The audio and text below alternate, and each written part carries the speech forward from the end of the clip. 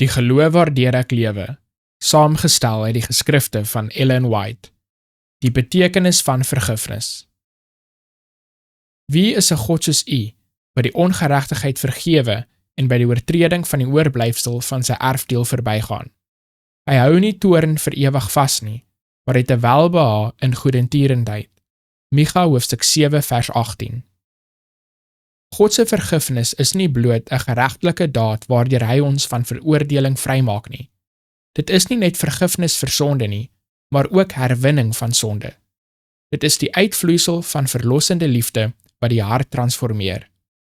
Dawid het die ware begrip van vergifnis gehad toe hy gebid het: Skep vir my 'n rein hart, o God, en gee opnuut in die binneste van my 'n vaste gees. Psalm hoofstuk 51 vers 12. As jy selfs een stap na hom toe neem in berou, sal hy jou haastig toevou in sy arms van oneindige liefde. Sy oor is oop vir die geroep van die berouvolle siel. Die heel eerste uitreik van die hart na God is aan hom bekend. Nooit word 'n gebed geoffer nie, hoe aarzelend ook al, nooit word 'n traan gestort nie, hoe geheim ook al, nooit word 'n opregte begeerte na God gekoester nie, hoe swak ook al, of die gees van God gaan uit om dit te ontmoet.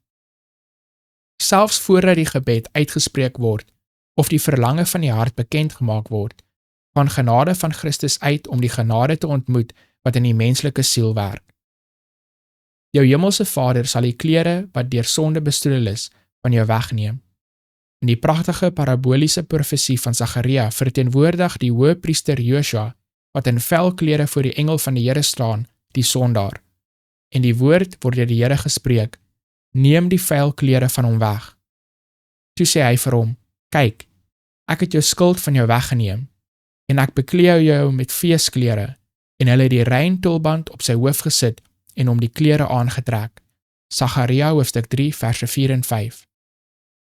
Net so sal God jou beklee met die klere van heil en jou bedek met die mantel van geregtigheid.